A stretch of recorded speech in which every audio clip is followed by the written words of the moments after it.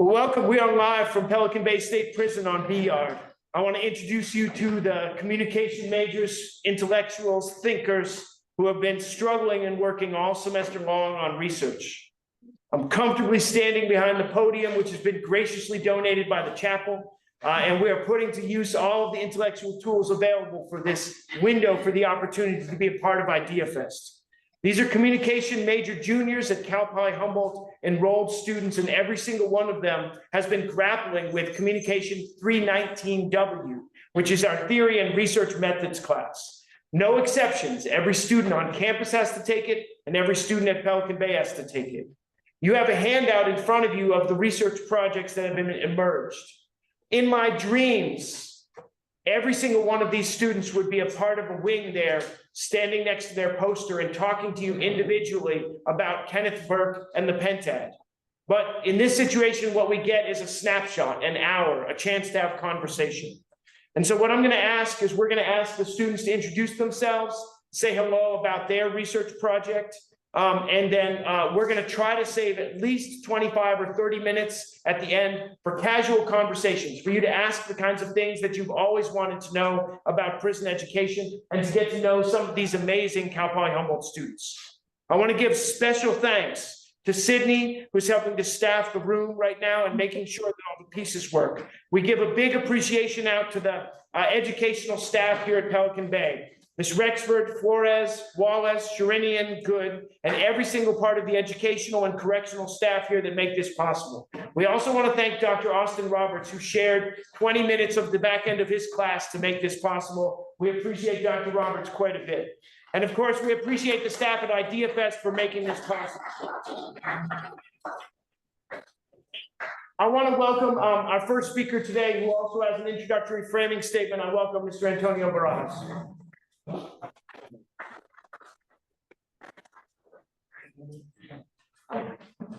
Good afternoon, everybody. We would like to express our solidarity by acknowledging the struggle of the Palestinian people against the oppression of imperialism, colonialism, and state-sponsored terror. We would also like to express our solidarity with all the colonized and incarcerated human beings around the world. To quote, Mohsen Mandawi recently released a Palestinian student off of ICE custody. No fear. Thank you. My research proposal is titled Semiotics of the Antiques Roadshow, an imperialist appraisal game show. First of all, I have to point out that I've been watching Antiques Roadshow for some years now. It's a lot to learn on that show. About a year ago, I was watching the show and a painting came up. A painting done by Diego Rivera titled El Albañil. On Antiques Roadshow, they go through the regular choreography of giving the backstory, of appraising, of asking the contestant or the participant to appraise, to guess at the value, to then, and then after that, they give the appraisal and you get the reaction. As I was watching this, that particular segment stayed with me.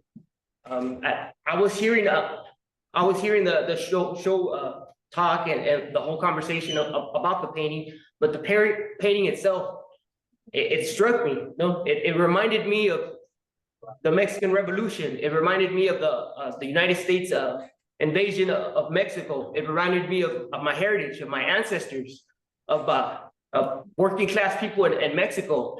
And as I was hearing this, it was bothering me. It was stirring something inside me.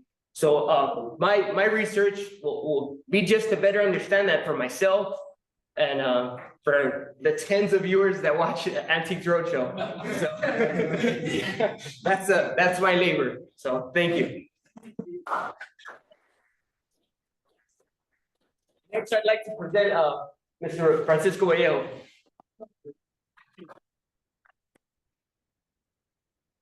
Hello, everybody. My name is Francisco Vallejo, and on my comp class, my artifact is going to be Thanksgiving speeches from presidents of the United States. I'll be focusing on colonial settled colonialism, and I'm very interested in erasure and native erasure. I don't understand how that's possible. all the things that happen, how there's no emphasis on them, and I lean on Mary Stuckey on the chronotope for that research, and I'm going to be using the method is rhetoric, and I've read a lot of things on treaties and you know, stuff of that nature, and concepts when it comes to ideologies of ownership and property, and when it came to the natives ideology as well. And I'm finding as I go my research, but that's my research proposal that I'm looking into. Thank you.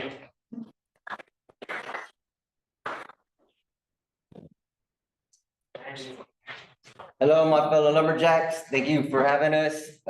Today I changed up my topic, and but the one I picked is a Tupac lyric, Dear Mama, to just show the connection to the culture and how like it has meaning to not just his mother, but to all of our moms. In some way we could relate, and I'm gonna be using the Barking Pit tab to further my research and on that lyric. And I thank you guys for having me.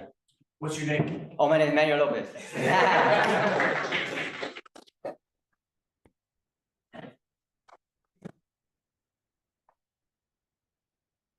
Hi, my name is Jorge Rico, and I'm interested in researching how laws are being made in California, especially some laws that affect us, low resources communities, schools.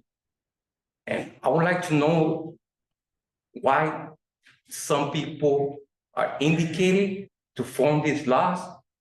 And I would like to see or show that some people are not indicated to work on passing those laws due to the fact that they are too, what is it?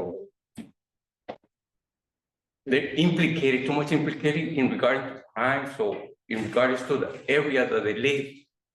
And I'm just interested in that. Thank you for having me. And to the people of Palestine again, better time will come. Thank you.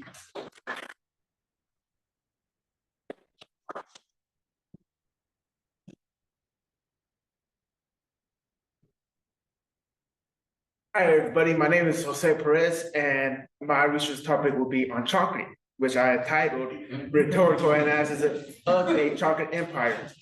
Now, point being, that chocolate advertisement has been leading capitalists to a vast fortune over the years and further expanded their empire. I wanted to undertake this study, which relates to group semiotics, being that they show and advertise chocolate in the sense that could be misinterpreted, such as Hershey's Candy Kisses, which also leads me to my next question, what is it that you think when you hear kisses? Is it a chocolate, or is it a passionate moment you share with a significant other? So, thank you.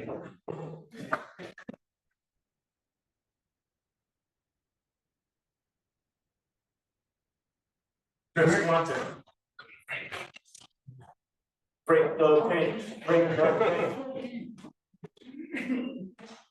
Hello, my name is Frank Escalante, and I will be, just give me a second right here, quick. I will be talking about, my research consists of Rodolfo Corti Gonzalez. He was a Chicano activist, and I'll be using the semiotics analysis to describe this poem he did, which was called America, America, America. I've been really influenced by him, and I like to quote something from him. He said that there is no inspiration without identifiable images. There is no conscience without the sharp knife, a truthful exposure, and ultimately there are no revolutions without poets. How I got started on this, there's a lot that happened in the 1960s, as I see it relating to happening today with the Trump administration, that's focusing on migrants and other people of color, and I don't believe that's fair. And this poem explores everything about that. As it resonates back in the 1960s, it resonates more today than it did back then. Thank you.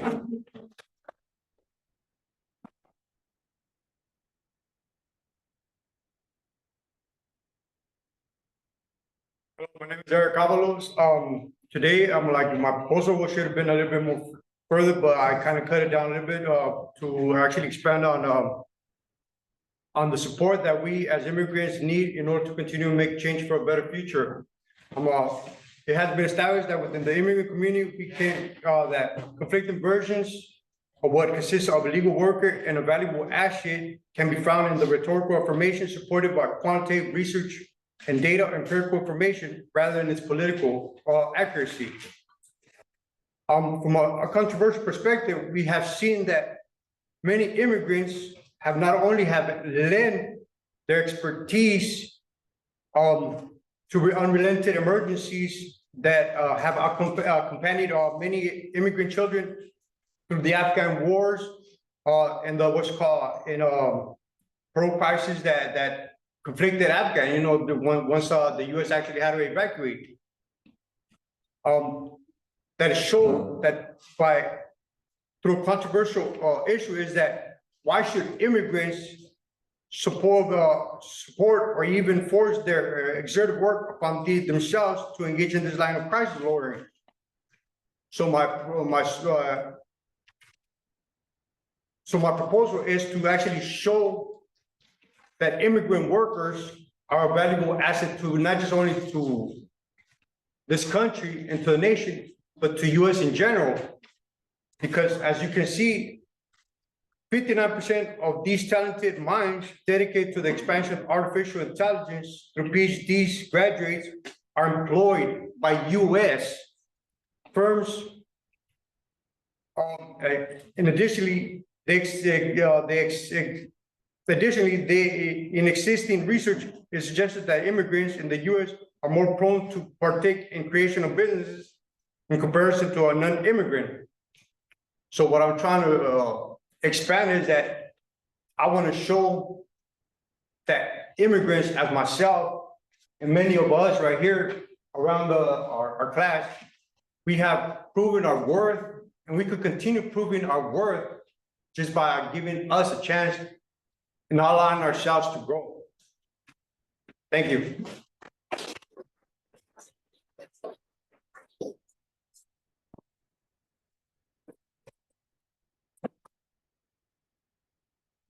Hello, ladies and gentlemen. My name is Arthur Menarche.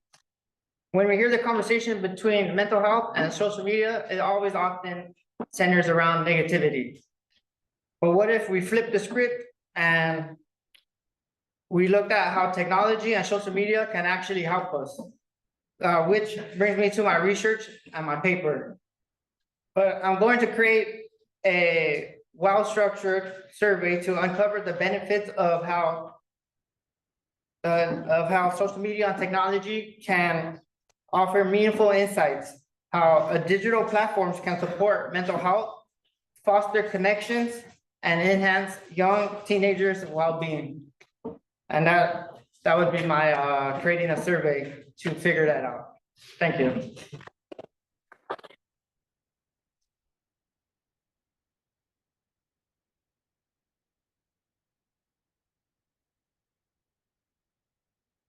Good afternoon, fellow scholars, faculty, and staff. Appreciate the opportunity to be here.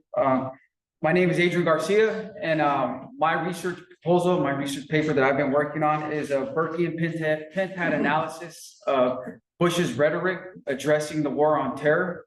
So my intent is to show how Bush used fear to short circuit people's rational thinking by using fear, and how that continues today with certain other politicians.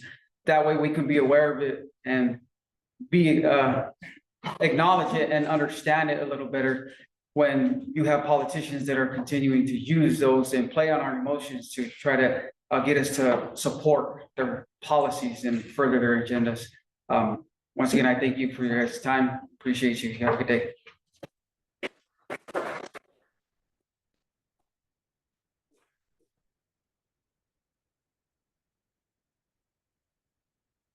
Hello, everyone. My name is Gerald Padilla, and the thesis that I chose to explore is how acronyms used in messaging is degrading our teens with their vocabulary skills and the ability for them to express themselves.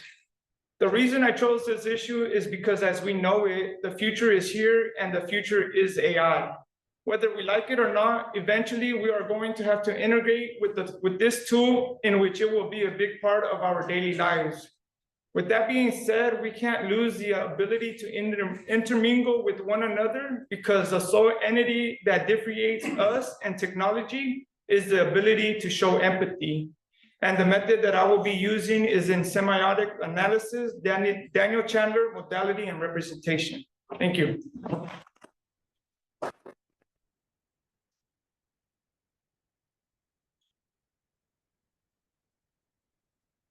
Hey, what's up, everybody? My name is Michael Anthony Mariscal.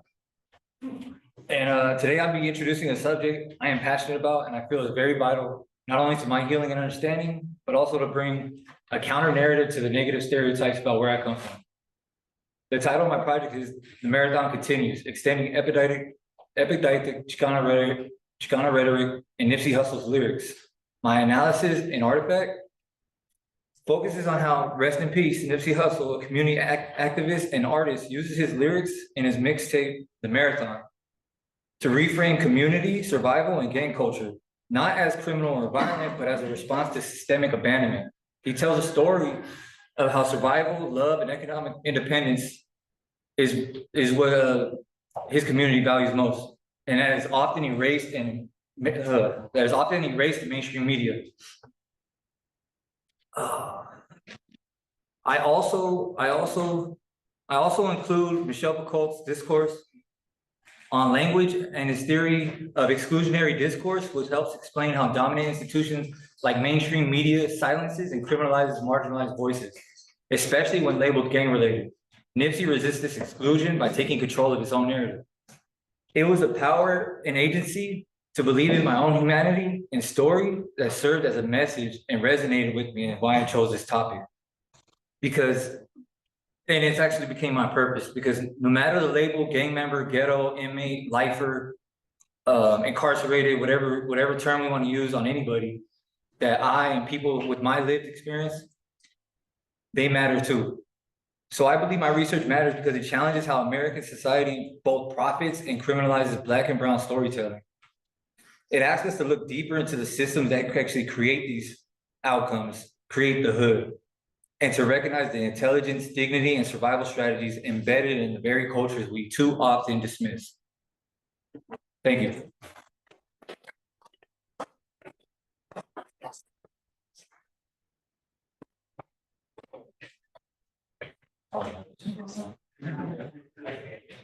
Hello, everybody. My name is Bill Hopial, and I will be doing the social semiotics analysis of the telenovela La Rosa de Guadalupe for whiteness analyzing power, class distinction, and racial hierarchies through the theory of genetic realism, willing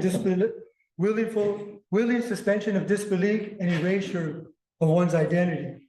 And the reason they brought this on was years ago when I was in the SHU, I was just started watching the telenovela, and after a while I was just thinking like, man, there sure is a hell of a lot of white people down there in Mexico. There can't be that many, you know?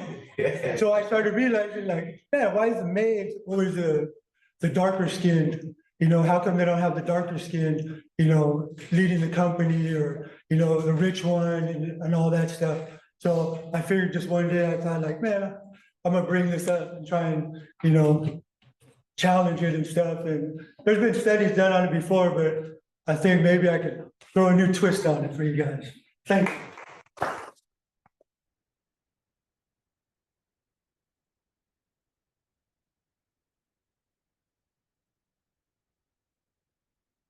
Hello, my name is Corey Allen Flannery. The topic of my research is California Department of Corrections and Rehabilitation Policies on Segregating Inmates by Race, Gang Affiliation, and how it impacts rehabilitation opportunities and recidivism rates. The method I'm using to conduct this research is interviewing surveys. The artifacts will be formerly and currently incarcerated inmates along with correctional staff if accessible. The reason is to understand the impacts of segregation and how that affects rehabilitation opportunities and recidivism. Having been incarcerated, I spent a lot of time in segregation based on gang activities. And upon release, I reoffended within months. And that's what sparked this research. I wanted to know if me spending time in segregation based on gang activities was a result of that. Thank you.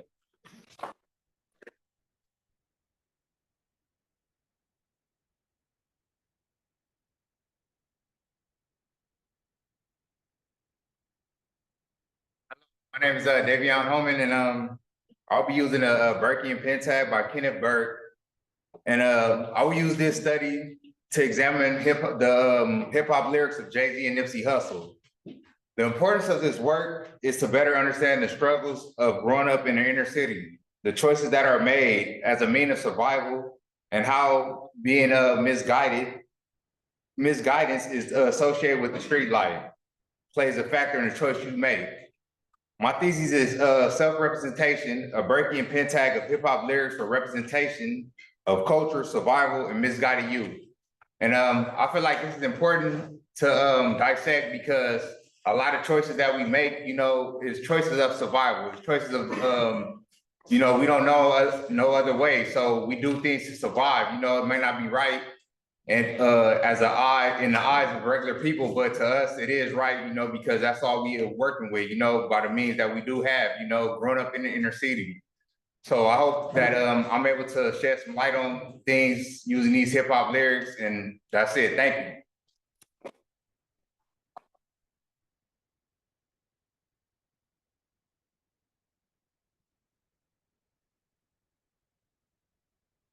Aloha. Let me try again. Aloha. Aui nala kaua. O kamuela ko'ui inoa. He Hawaii, ha'aheo au. Good afternoon, everyone. My name is Samuel Nault, and I'm a proud Hawaiian. I'm happy to share this space with you all. So ever since I could remember, I just knew that there was something inherently wrong with Hawaiian pizza. Not just because there was pineapples on pizza, but there was just something wrong about it. What makes a pizza Hawaiian by putting pineapples on it? Well, in this class, we got some tools. Dr. Schnur has given us some tools. After reading Raymond McCarroll and the critical rhetoric, I was able to sort of articulate this discourse of power. Doing a McCarran critique of Hawaiian pizza and Hawaiian pizza advertisements, I was able to make visible, using Charlon's constitutive rhetoric, I was able to expose that ideology connected to the annexation of Hawaii and how that has carried on throughout time through the canned pineapple industry and those advertisements. And it's something that seems like you don't really think that it causes much harm. It does, because Hawaiian people are trying to fight for that sovereignty and that right to self-determination. So in my research, I found a connection between food, rhetoric, and commercialism. Now, if you ever eat Hawaiian pizza again and it tastes a little funny, it's for good reason, because there's chunks of sweet cultural misappropriation all topped on it.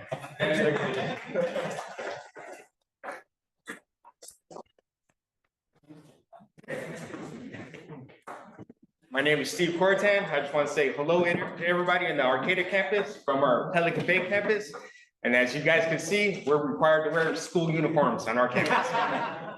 I will be researching how Bob Dylan in 1975 used a protest song to expose criminal injustice within our legal system, systemic racism, and I'll be using a Berkey pen tab. The title of my paper is A Berkey Analysis of Hurricane, How Dylan Used Privilege to Expose Privilege. Thank you.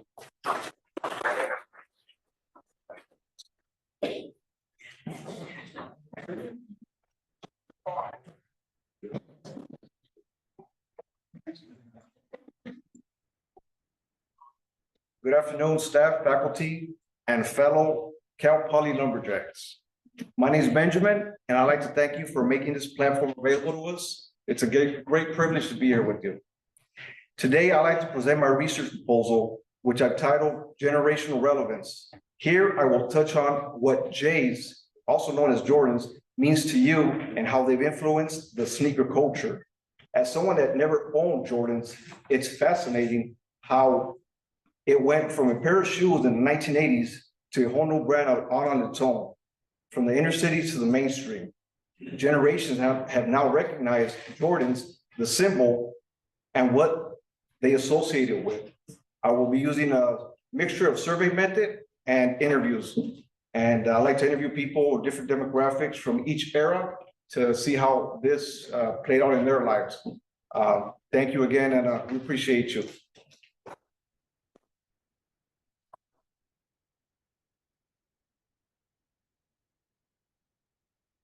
Hello, everyone. It's a pleasure to be with you. My name is Trent Dukes. I'd like to start off by posing a question.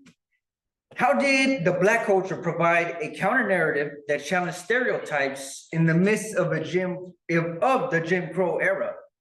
Don't answer that, nobody. You'll ruin my presentation.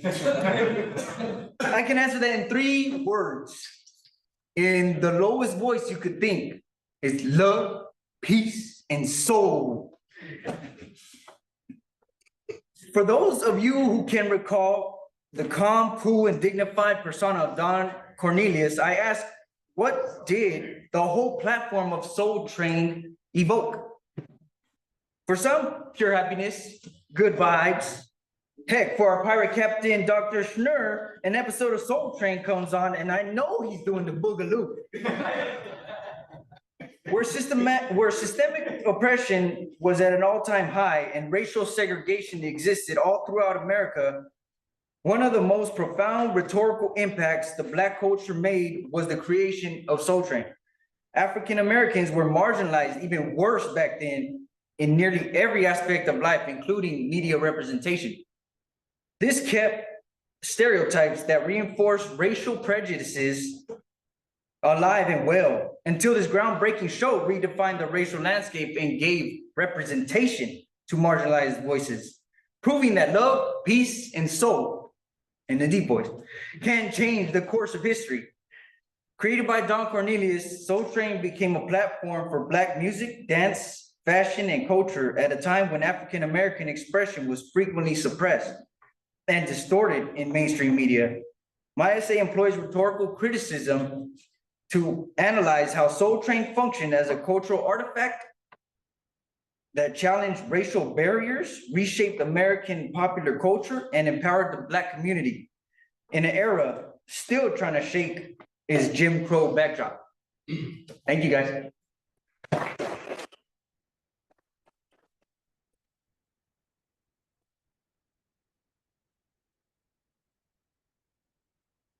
Good afternoon. My name is Salvador Jacobo, and for my research proposal, I decided to talk about DEI. I believe DEI is very important for my community, for pretty much every community in the United States. And for my survey, the method that I used for my research was the survey method. And I'm pretty much I didn't like what Donald Trump did. So by dismantling DEI, and that's what my research is all about. And that's what I'm targeting, and I'm trying to learn more about it. And that's pretty much it. Thank you.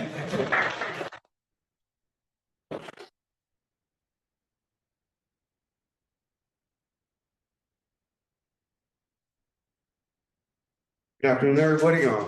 My name is Henry Waters, and my research is just based on the reason why we should change our California flag. The reason I believe we should change the flag, our California population has always been culturally diverse and has always been the most valuable piece of real estate in the world. But the California flags has always symbolized the elite privilege ideology. If you just go over the flag, basic colors in there, in symbols, it says the bear is strength, the star is sovereignty, and the red is for courageous, but the white is for purity. So it's already has a bad taste to it. So I was thinking more like a universal ethnic standard multicultural flag, where it represents basically everybody, because everybody had a part of building this state. And what my research did, it went over all the redlining, the racial subordination, the racial economics, the racial bias in the justice system. And that's pretty much what my research is about, of the reason why we should make it more multicultural. And thank you for your time.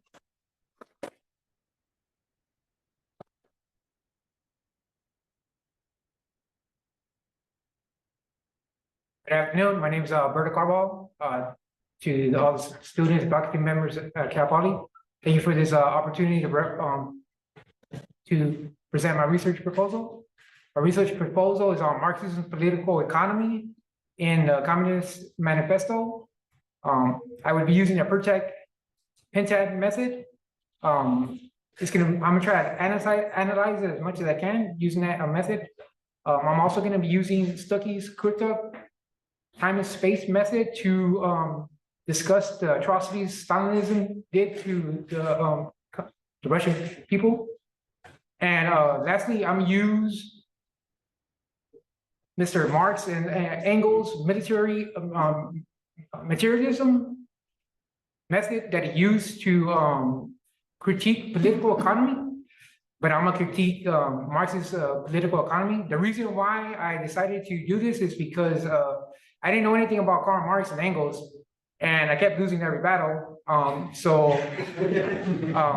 Now I know too much and about Karl Marx and Engels, and I found too many discrepancies with Karl Marx's theory. It's an amazing theory, but at the end, not everybody's gonna get that loaf of bread, and I think capitalism has a better opportunities. Even though it's an imperialist capitalist system, I think there's better ways to change the system to where we all can benefit for it, not in the utopian sense, but we all can reap the good wealth. Thank you for your time.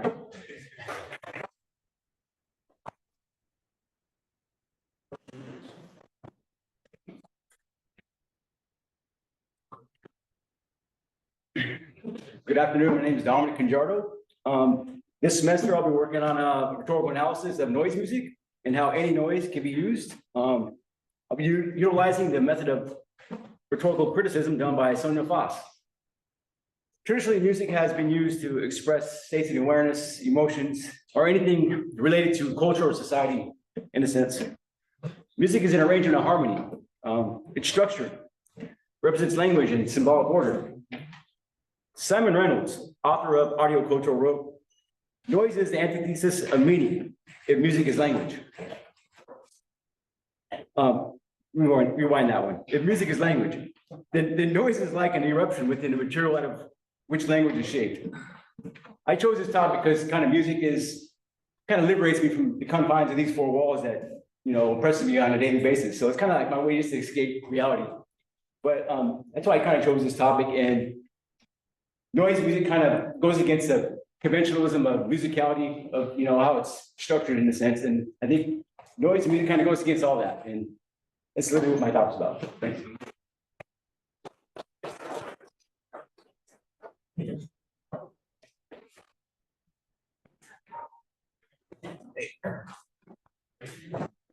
Hello, everybody. My name is Jaime Navarro, and my research is focused on cleaning spaces in carceral settings. My method I would be using is ethnography, institutional ethnography. The reason why I chose that is because when I came to prison 28 years ago, I didn't have a clue of who I was. I didn't have a clue why I ended up in prison. I didn't know the magnitude of my crime. And so I started really taking time to understand who I was as a person. A lot of that process was through programs I participated in. I came to find out that I had a lot of traumas. So for me, focusing on the trauma-based life that I lived kind of gave me a whole different perspective about myself. I'm currently a facilitator. I facilitate groups like Building Resilience. I facilitate NA. I also facilitate Vogue. So these programs are meant to help us really understand who we are. A lot of us, have suffered through so many things, and we go through all kinds of things, and sometimes we don't take the time to analyze who we are. So being that this process goes on not addressed, I think it was important that I take the time to actually research it and bring more awareness about it, because I think, like I said, there's people that need to know what's really affecting them. And if I could help anybody to get out of that state of mind where, you know what I'm saying, they don't know themselves or they don't know which way to go.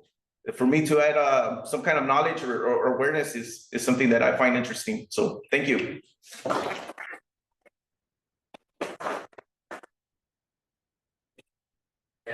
Oh. Just let the old guy close it up. Yeah, sir. Looking right at you there. All right. Hello, everybody. My name is Daryl Baca. It's an honor and pleasure to be here with you to share this space. Also, I want to thank faculty, staff, and of course, a shout out to my Cal Poly Humboldt students. My research project today, I'm going to be talking about ethnography of prison education, learning at all costs. I will be applying 3 different methods in my argument. First, I will be using a null, Patercherchis. I'll say that 3 times. Survey methodology, Allison Hurst, quantitative research on deep ethnography, and interviewing methods. Artifacts I'll be showcasing in my research study are men in blue. And no, I'm not talking about our outstanding police officers in blue. I'm referring to my incarcerated scholastic brothers who also wear blue. I will be discussing the positive effects of education. I will be talking about the positive effects of education inside the walls of California State Prison and how it's impacted our prison communities up and down the state of California. Education is thriving while the violence is gradually declining. Yes, we still have a lot more work ahead of us, but look at the progress we have currently made. Through my survey and interviewing methods, I will propose ways in which to build on and enhance the culture within our prison system. I'm a lifer with the possibility of parole, who was told for decades that I would die in the security housing unit, also known as a SHU. But look at me now, a proud and vibrant old man who's a junior at Cal Poly Humboldt, who will be graduating with a bachelor's degree in May of 2026. Again, I thank you for your time.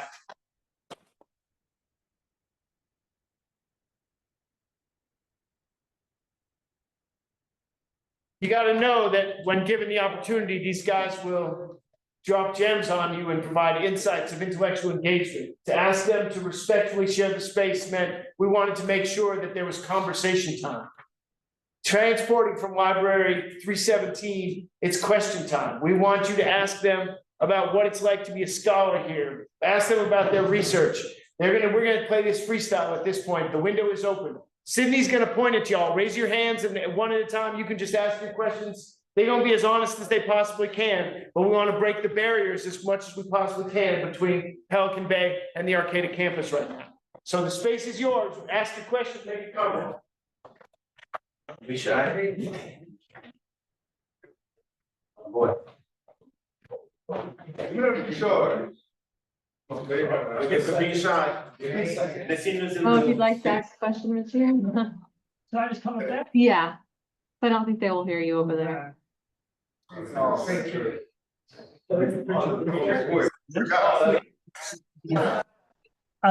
So hello. First of all, I'd just like to thank you all and commend you all on some incredible work.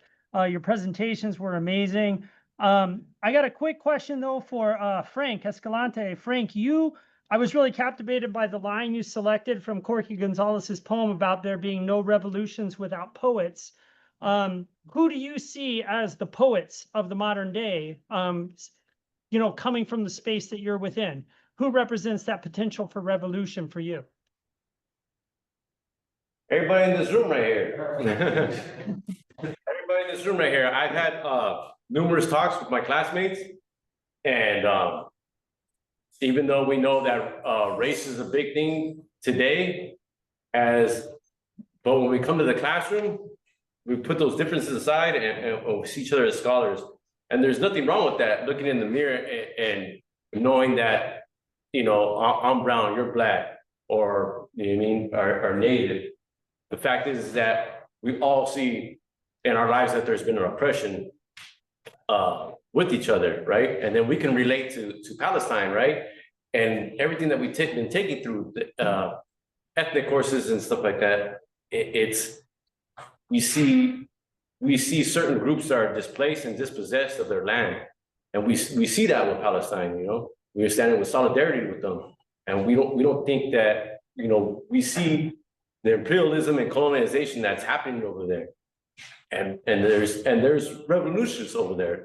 There is over there, right? They're speaking out and they're standing in solidarity with us as we are with them. And we want to give that back to them. And I feel like everybody in here, like they can all be leaders wherever they go. This is a seed that's being put out there, and we want to expand it.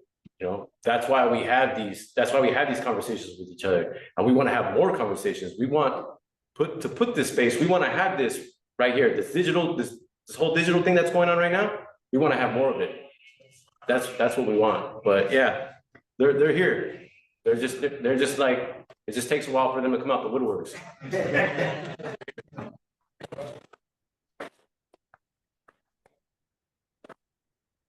Anyone else have a question?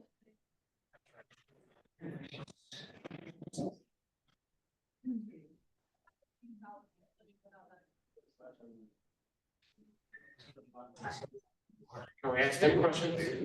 Yeah, we can ask them questions. All right.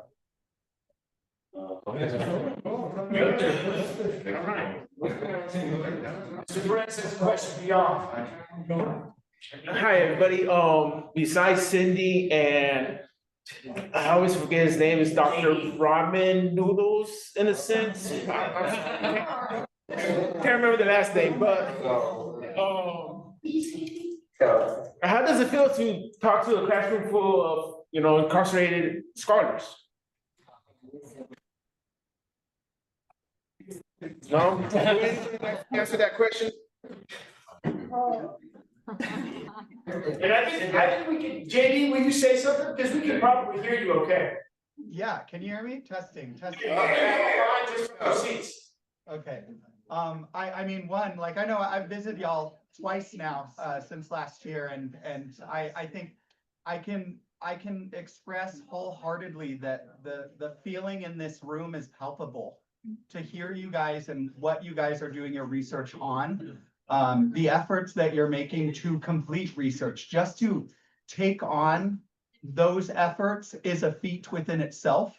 And you guys just, I can't express enough, one, just how excited I was to be able to see you again. And two, for other folks here at this university to just hear how brilliant you guys are. And so it's just been, it's so wonderful to work with you guys.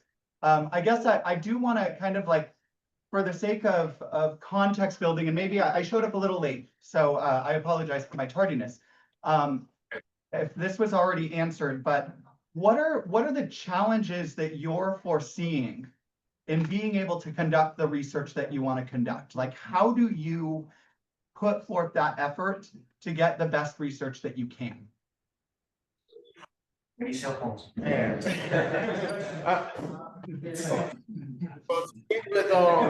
It's quite difficult to get all the necessary material we need, being that we are limited to you know, research, internet access, library.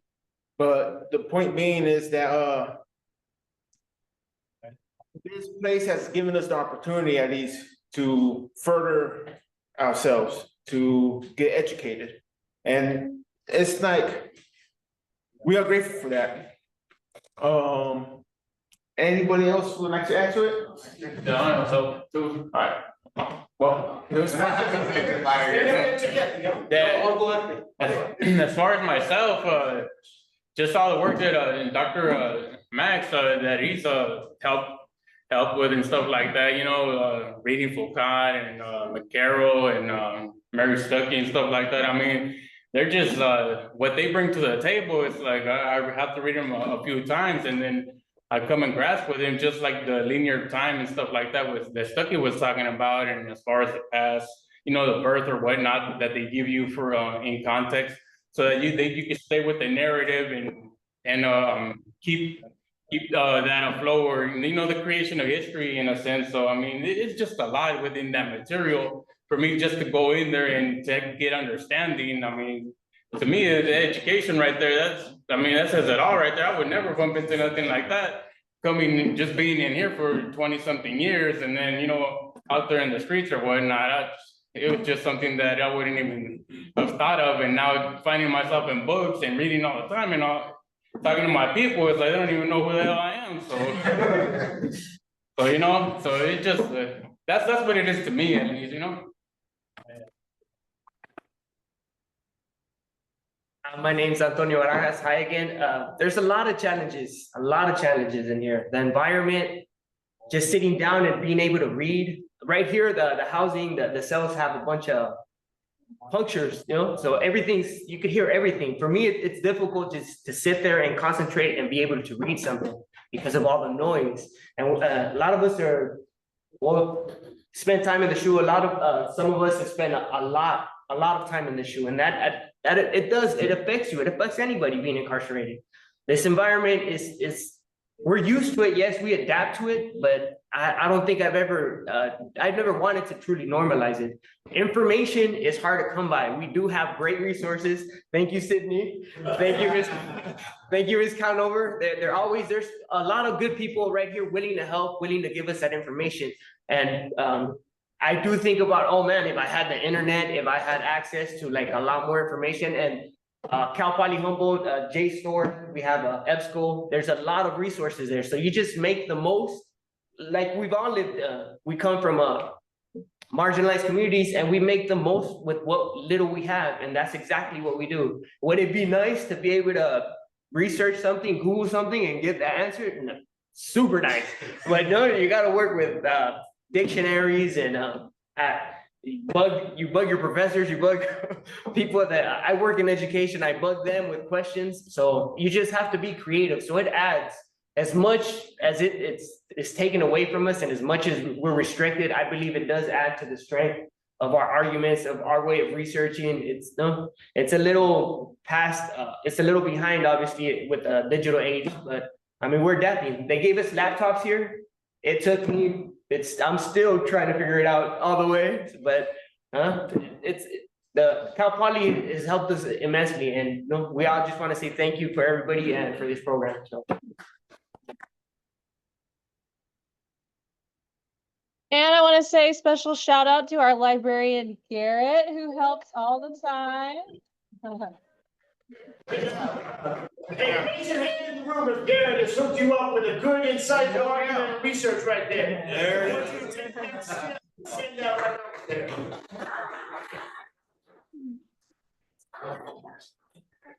Any more? No? Okay, I'll see if I can. Here, oh, you go. Thank you. My name is Sarah, and there was a scholar towards the end who talked about intergenerational trauma, about like living through that trauma. I may Navarro. Okay, thank you. Yes. And so this question is for you or for anybody. How have you seen education as a way to, and scholarship as a way to metabolize that trauma, both for yourself and for the future generations that you're connected to? Did that come out? Yes. Okay. So going back to navigating trauma, I think growing up, like I said, a lot of us are misguided. We're misled from going to school. We fall into this daily activity where we normalize our criminal behaviors, our addictions, whether it be joining a gang, whether it be doing drugs, again, maybe doing things that we're not supposed to do, but these things become, in a sense, our survival skills, right? So we navigate this through forming maladaptive behaviors. A lot of times these behaviors just become normalized as we grow, we start to develop them more, and we get lost in that normalization. So there's no real awakening until you hit this wall. And I say you hit this wall because you enter prison. When you enter prison, a lot of times you have to find yourself. And I think I always believe that we come in here without an identity. And we kind of assume whatever the cultural values are, whatever the normal, I guess, behaviors or whatever's going on inside prison. And then it comes to another point where you start getting into trouble. And it's all stemming from trauma. And you start imposing trauma because hurt people begin to hurt people. You reach a point where you start thinking about life, and it doesn't happen just immediately. I think it takes time before you hit another wall. But this wall actually awakens you. It breaks you down. It takes you down like to the point where you start looking at yourself and you start incorporating some type of introspection, and you start analyzing yourself and thinking, what is it that I want out of life? So I want to say it goes back to education, because now you're in a place where, let's say you're isolated, you're by yourself, you're in the shoe, you have nobody to talk to, or maybe you don't feel comfortable talking to people, and you start really diving deep into yourself and start analyzing who you are as a person, and you start thinking, what choices do I have in life? And like I said, there's programs out here on what we call the mainline, and these programs are meant to help us find those answers, but a lot of times people don't know how to navigate that. So when it comes to that trauma, and you do come to that awakening, and then there's that catalyst, like I said, that really pushes you forward, you start getting into this sense of understanding what is it that hurt you? What is it that affected you? What is it that really tore you down? And you get involved with these groups, and these groups really open you up. But you have to be wanting to make this change for yourself. Like I said, a lot of times people even out there in society are busy with the hustle and bustle, that they don't take the time to go, let's just say, to therapy, maybe because it has a bad stigma, maybe they don't know who to talk to. But I think there has to be a time and space where we do actually look into ourselves. We be kind to ourselves. Like, Mr. Max says, we have to be kind to ourselves. We have to pay attention to who we are, and we have to be in a good headspace. And here it goes the same. I think sometimes you really have to stop and you have to analyze yourself and really focus on what is it that you want. And it goes back to education, because once you start cracking up the books, whether it be through educational academics or through emotional intelligence, that's where you start navigating who you are and what you want to be. For me, that's what worked. I first started with reading. I started reading dense, material that I found really interesting. Even though I didn't understand it, I was still sticking with it. I was persistent. From there, it just led into academics. I started going to school, got my GED, got my associates. Now I'm doing communications. And 7 years ago, I like I said, I had the awakening, and the awakening came down to me actually trying to find out who I was as a person. And I started getting involved with self-help groups, and I found it very interesting. So right now I'm caught up between wanting to be a professor or a therapist, because I think with the wealth of knowledge and, education that I have now, I could serve both communities. I could serve people who actually want, some type of knowledge regarding imprisonment, but I could also serve somebody who's been incarcerated and doesn't feel that the therapist they're talking to could give them that peace of mind or that understanding of who they are. So based on that, and based on education, really, for me, it's the fundamental base education. I think that's the approach that a lot of times unlocks our mind, unlocks who we are as people, and we start analyzing who we are as humans. Thank you.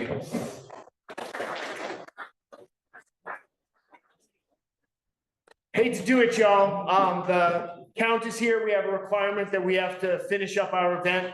I want to give a big appreciation to everybody who's there in Library 317. Thank you for your questions, your comments, your space, your time, your energy. And to all these scholars, if y'all could just give a little round of applause, please, folks.